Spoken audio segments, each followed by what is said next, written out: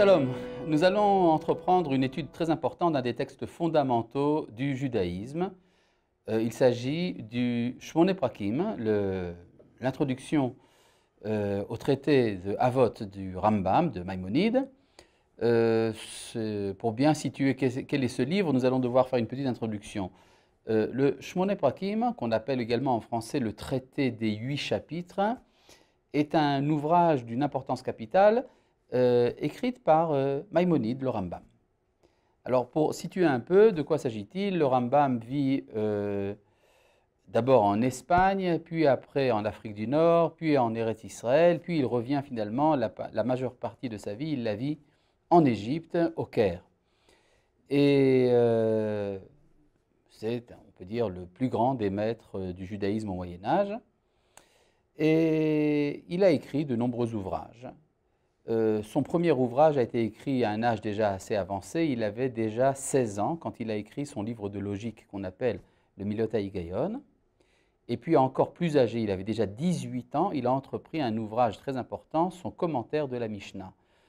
La Mishnah, elle-même étant une compilation de la loi orale écrite par Rabbi Yehuda Hanassi, Rabbi Juda le Prince au IIe siècle, et qui est en fait une sorte de compilation de toute la loi orale, indépendamment de la loi écrite. Ce livre, d'une importance capitale, puisqu'il est lu par tous les juifs dans le monde entier, a besoin d'un commentaire.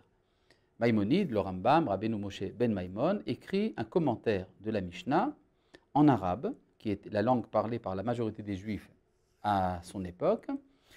Et ce livre commence et est entrepris par le Rambam à 18 ans, il le finit très tard, il a 23 ans quand il achève son ouvrage. À partir de l'âge de 23 ans, Maïmonide décide d'écrire un nouveau livre qu'on appelle le Mishneh Torah. Le Mishneh Torah, c'est-à-dire une deuxième Torah, un additif à la Torah, dans lequel il fait une compilation de toute la loi orale, y compris la tradition de la Mishnah, du Talmud de Jérusalem, Talmud de Babylone, de tous les Midrashim, de tout ce qui a été écrit par les rabbins jusqu'à son temps. C'est un ouvrage monumental qui, en fait, veut remplacer l'étude de tous les autres livres à part la Bible. Et cet ouvrage, le Mishneh Torah, ça lui prend 10 ans pour l'écrire. Il écrit au départ un petit livre d'introduction qui s'appelle le livre des mitzvot, le livre des commandements. Et puis après, il y a son livre, le Mishneh Torah, qu'il écrit pendant 10 ans. Le Mishneh Torah comporte très exactement 1000 chapitres. On appelle également le Mishneh Torah Yad HaChazaka. Donc le Rambam, à l'âge de 33 ans, a fini son œuvre fondamentale, de Halacha essentiellement. Et puis à partir de l'âge de 36 ans, donc il y a 3 ans de différence, il devient le médecin du sultan en Égypte. Il écrit une dizaine d'ouvrages de médecine, sans parler des différentes épîtres qu'il envoie dans le monde entier, qui chacune est un livre en soi. Et puis après, vers l'âge de 45 ans, il commence son ouvrage fondamental, le Guide des égarés, le Moreh Nevuchim. Et puis après, jusqu'à la fin de sa vie, il passe son temps entre le sultan et une correspondance active avec l'ensemble du monde juif. Et puis à l'âge de 70 ans, il meurt. Et depuis, on n'arrête pas de se disputer autour de l'interprétation de l'œuvre de Maïmonide. Voilà, c'est à peu près le cadre dans lequel tout cela se situe. Et là, je reviens au deuxième ouvrage, c'est-à-dire le commentaire de la Mishnah. Le commentaire de la Mishnah est un long ouvrage. Et au milieu de cet ouvrage, il y a des petits ouvrages satellites dans le livre lui-même. Ça s'appelle des introductions. À chaque fois que Maïmonide considérait qu'il y avait un sujet qui avait besoin d'une introduction, il écrit une longue introduction pour expliquer son sujet.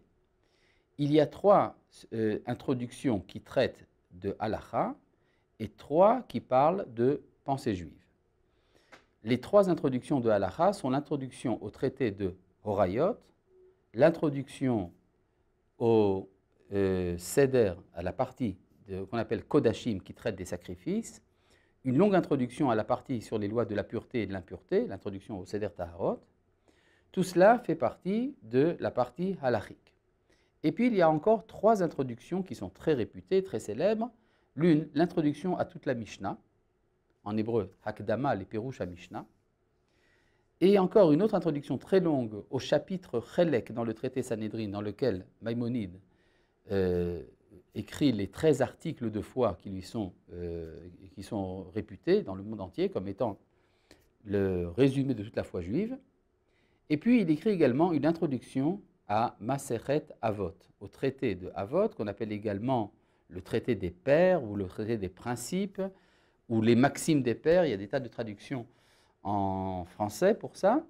C'est le livre Masechet Avot, le traité des pères. C'est le traité du Talmud, parmi les 63 traités du Talmud, celui qui parle de morale. La morale, la science du bien et du mal. Et la science du bien et du mal, c'est ce qu'on appelle dans la culture générale, ce n'est pas exactement la même chose, mais ça s'appelle l'éthique. Les sages des nations, Aristote, Confucius et beaucoup d'autres, ont écrit des ouvrages de morale. C'est-à-dire la préoccupation morale est une préoccupation qui ne concerne pas seulement la Torah et les Juifs. La préoccupation morale est une donnée universelle. C'est-à-dire que la morale, ça appartient à tout le monde. Du point de vue de la Torah, nous attendons des hommes de toute la planète de se comporter selon les principes de la morale. Donc on voit bien que la morale est quelque chose d'antérieur à la Torah. On pourrait dire même, d'une certaine manière, ce n'est pas la Torah qui va nous enseigner la morale, c'est la morale qui va nous permettre d'accéder à la Torah. Nous reviendrons sur ce point. En tout cas, nos Chachamim ont écrit dans la Mishnah un traité entier qui traite de morale. Ça s'appelle Masechet Avot ou Pirkei Avot, les chapitres des pères.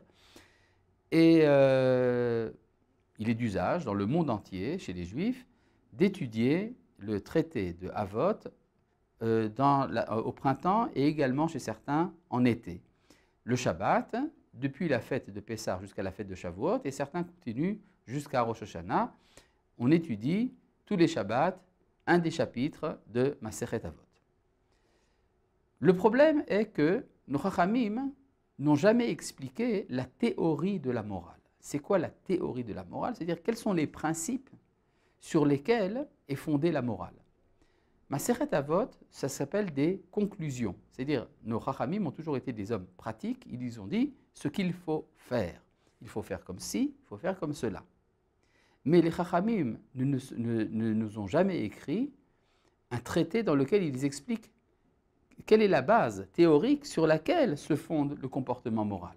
C'est-à-dire pourquoi est-ce qu'il faut se comporter comme ça et pas autrement. Ça, les Chachamim ne l'ont pas écrit. Ça ne veut pas dire que ce n'était pas étudié, mais ça n'a jamais été mis par écrit. C'est-à-dire que depuis des siècles et des siècles, les Juifs étudiaient la Torah, le livre de Michelet, qu'on appelle le livre des Proverbes, qui est un livre de morale extrêmement important, qui fait partie de la Bible elle-même.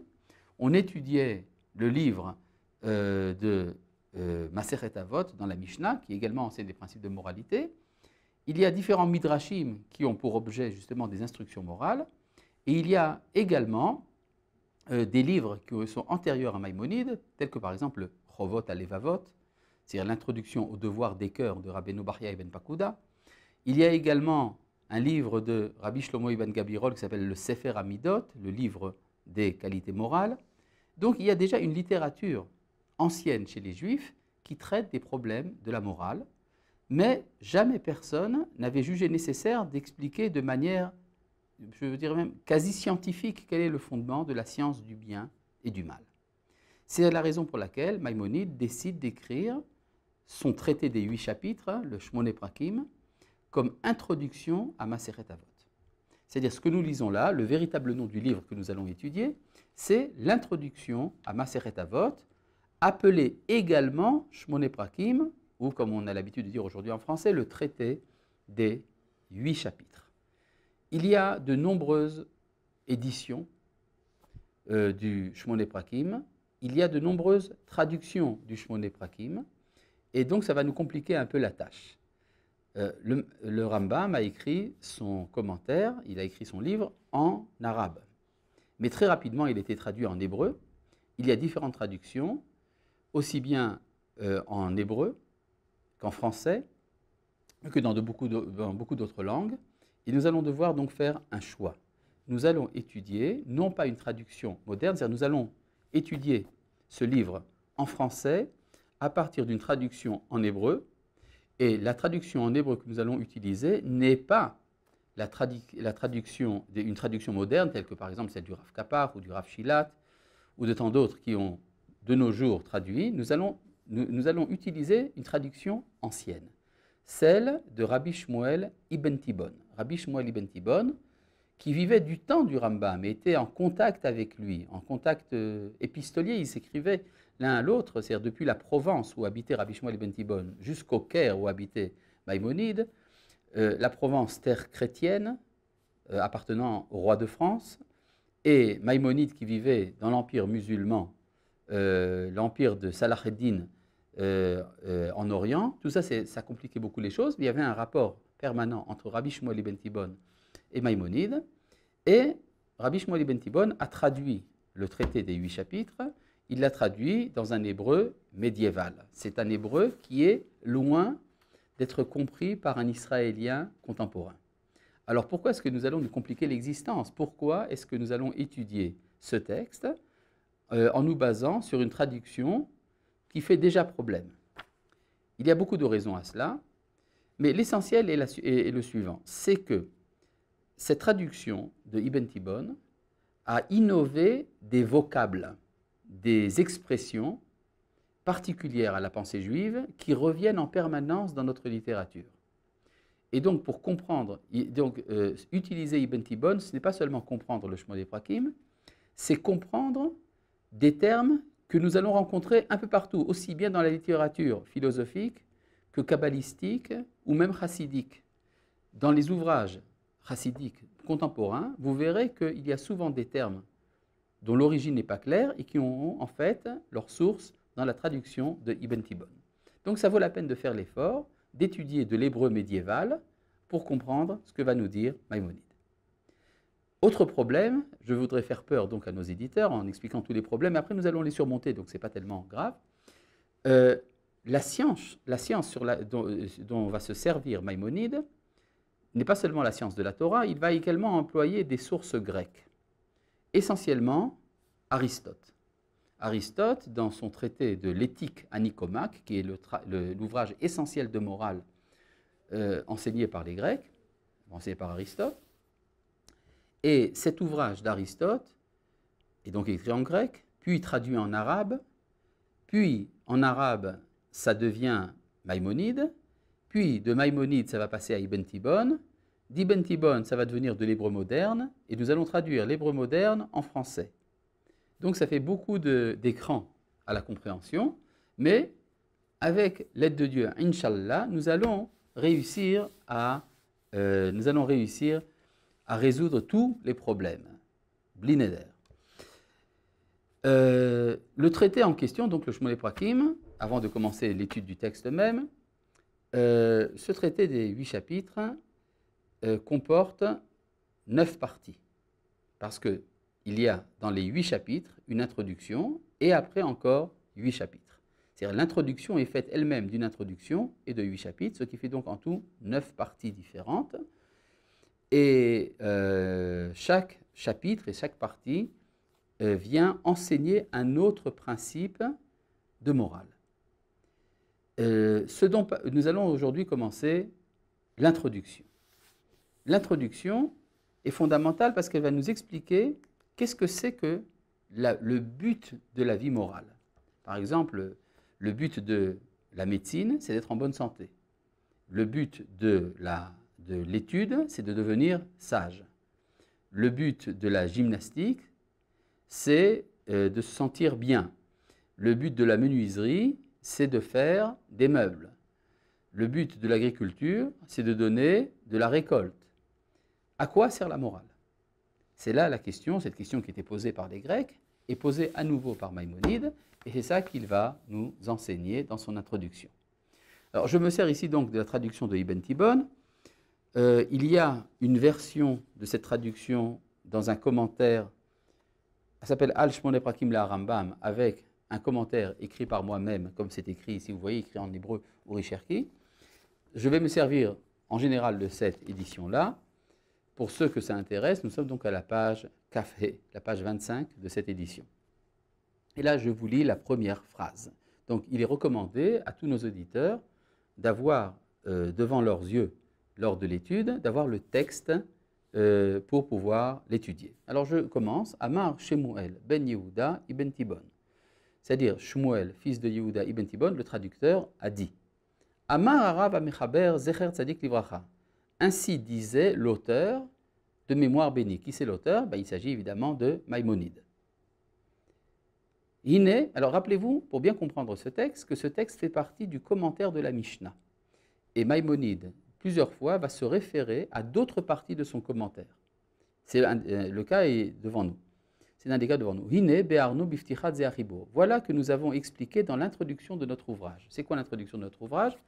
C'est l'introduction à la Mishnah que Maïmonide a écrit au début de son commentaire. C'est un livre en soi.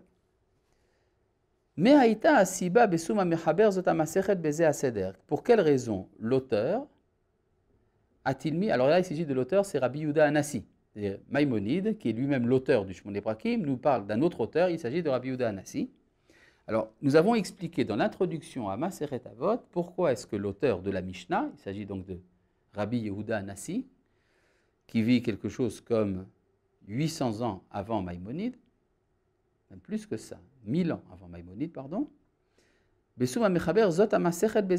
Pour quelle raison l'auteur a-t-il mis ce traité dans cet ordre-là? C'est-à-dire l'ordre, vous savez que la Mishnah est composée de 6 parties différentes qu'on appelle des sédarim, des ordres. Il y a la première partie qu'on appelle Zeraim, qui traite des problèmes d'agriculture. Et puis la deuxième, c'est Moed, qui parle de la sainteté du temps, le cycle de l'année, le Shabbat et les fêtes.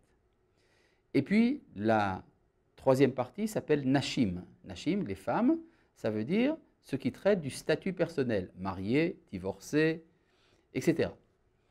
Et la quatrième partie qu'on appelle Nezikin, les dommages, traite de tout ce qui est la vie publique, aussi bien des institutions de l'État que des dommages qu'un homme peut causer à un autre homme, etc. La quatrième partie et la cinquième partie, Kodashim et Taharot, ça parle des sacrifices et des lois de la pureté et de l'impureté. Dans lequel de ces 6 parties-là se trouve le traité Masechet Avot, qui parle de la morale. On s'attendrait à ce que le traité de Avot soit mis en premier. Pour une raison très simple, c'est que la morale est indispensable pour pouvoir étudier la Torah. Il y a un grand principe que nous ont dit nos maîtres, Derech Eretz, Kadma la Torah. Les lois de la morale viennent avant la Torah. Ça veut donc dire qu'on ne peut pas étudier la Torah tant qu'on n'a pas accédé à la moralité. C'est-à-dire, il serait une erreur de penser que quelqu'un d'immoral, en étudiant la Torah, deviendrait moral. C'est absolument impossible.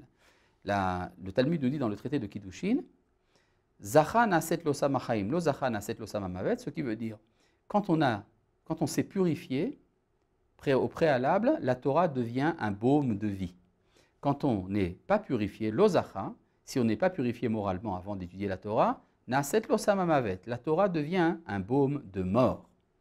Ça veut donc dire qu'il faut faire très attention quand on entreprend l'étude de la Torah, de s'acquitter tout d'abord du devoir de moralité, et après seulement, on peut commencer l'étude de la Torah. Et donc la question qui se pose, si c'est vrai, pourquoi est-ce que le traité qui parle de morale n'est pas au début de la Mishnah, mais se trouve bien ailleurs? Et c'est pour ça que Maïmonide a dû s'expliquer là-dessus dans l'introduction à la Mishnah, et cela, nous en parlerons la prochaine fois. Shalom.